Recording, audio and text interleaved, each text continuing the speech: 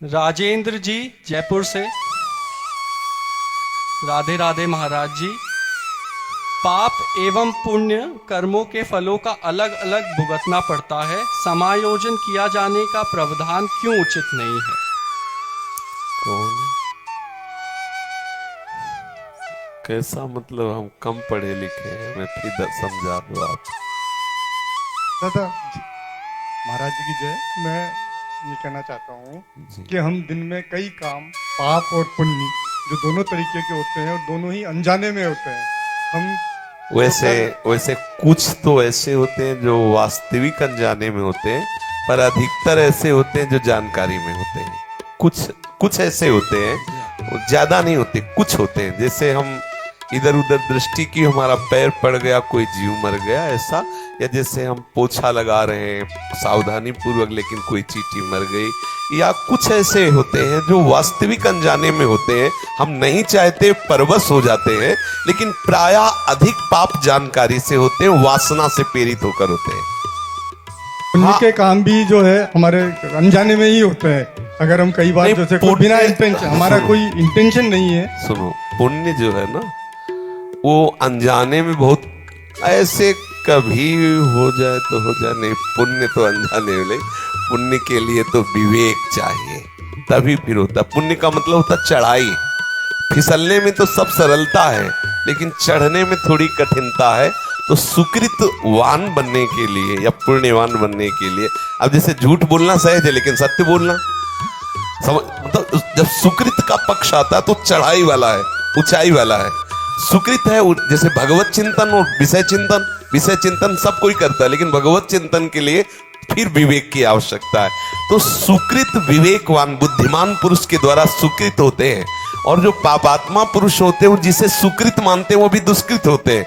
जैसे बोले देवी को बलि चढ़ानी बकरे की, और वो मान रहे सुकृत, लेकिन वो पापाचरण को ही सुकृत मान रहे हैं। लेकिन ठीक सुकृत क्या है, ये तो शास्त्र और सिद्धांत निर्णय करेगा। विवेकवान ही सुकृतवान होता है। ये जरूरी नहीं कि सबसे सुकृत और दुष्कृत समान भाव से होते हैं, ऐसा नहीं। सुकृत अचानक हो गया ऐसा भी नहीं होता, वो कभी संयोग ऐसा बन गया संग से, कि जैसे पुण्यात्मा पुरुष कोई धाम आ रहा है, उसको कोई धाम से मतलब नहीं, लेकिन उससे मित्रता, वो बोला एक बार मेरे कहने से चलो। उसकी बिल्कुल रुचि नहीं है, लेकिन उस मित्र के संग से धाम आया, बिना श्रद्धा के भी चला गया, तो उसके सुकृत बन गया। सुकृत तो कभी संग से या कभी ऐसे कृपा से बन जाए, नहीं, प्रायः दुष्कृत बनने के ज्यादा चांस रहते हैं। अब आपका इसमें कथन क्या है? ये है कि सर, जो अगर दोनों का समायोजन है, वो समायोजन किसे कहते हैं? पाप कर्म और पुण्य कर्म में दोनों का बैलेंस निकाल लिया जाए।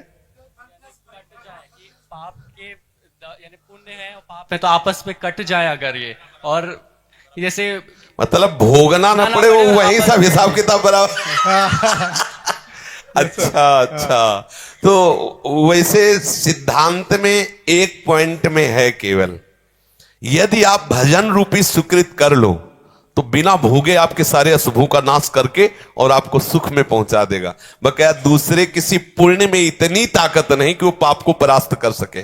ध्यान रखना, मतलब आपकी भावना तो बहुत अच्छी है, पर इन पापों को नष्ट कर सके ऐसा किसी पुण्य में ताकत नहीं है। इतनी कोई पुण्य में ताकत नहीं, वो एक में ही ताकत है, भगवान के भजन रूपी सुकृत में। वो आपके सारे पापों को नाश करके और आपको बचा सकता है। तो भजन में चित्त लगाओ तो सब बिना भोगे कट जाएंगे। अहम तो अंसर पापेभ्यो मोक्षयिष्यामि मा शुचा योगक्षेमम वहाम्यहम, ठाकुर कह रहे, तेसाम अहम समुद्धरता मृत्यु संसार सागरात। दूसरा ऐसा नहीं कि कचौड़ी पकौड़ी पवा के उस पुण्य से तुम पाप से बच जाओ, ऐसा उसका तो हिसाब होगा। कचौड़ी पकौड़ी दान पुण्य वाला हिसाब होगा, जो पाप किया उसका। लेकिन एक पुण्य ऐसा है, सुकृत भजन, वो आपको मटिया मेट कर देगा सारे दुष्कृतों को। दूसरा कोई उपाय नहीं। तभी गोस्वामी तुलसीदास जी कहते, बारी मथे घृत होय बरु सिकताते बरु तेल, बिनु हरि भजन न भवतरीय यह सिद्धांत अपेल। बोले निश्चित सिद्धांत है, इसे टाला नहीं जा सकता। बिना भजन के ये सब दुष्कृतों का नाश होकर भवमुक्त होने कोई और उपाय नहीं। भले जल से वो आप मक्खन निकाल लो, घी निकाल लो, भले बालू पेल कर तेल निकाल लो, मतलब असंभव कार्य भले संभव हो जाए, लेकिन बिना भजन के ये बैलेंस बराबर नहीं होगा। जीवन मुक्त नहीं हो सकते। एक ही है भजन, दूसरा कोई नहीं। जी। शर्मा जी जयपुर से। महाराज जी, हमसे किसी मूक प्राणी के साथ कोई पाप बन जाए तो उसका क्या पश्चाताप करना चाहिए? प्रभु के चरणों का आश्रय लेकर प्रभु के नाम जप करने से समस्त पापों का नाश हो जाता है। प्रभु के चरणों के आश्रय लेने मात्र से ही प्रभु तो कह रहे हम तो हम सर्व पापेभ्यो मोक्षयिष्यामि मा शुचा। भगवान के चरणों का आश्रय ले ले और उनका नाम जप करे। हम अज्ञानी जीव, हमसे कई तरह के पाप हो जाते हैं, कभी जाने में कभी अनजाने में। जो हमें पता चला कि ये पाप है, वो कार्य हम कभी दोबारा ना करें और प्रभु के चरणों का आश्रय ले लें। वो प्रभु कृपामय क्षमा कर देते हैं। हाँ, वो जलन आवश्यक है, जिस पश्चाताप जलन से जो अंतर में मलिनता वो नष्ट हो जाती है। अब आप हाँ राधे।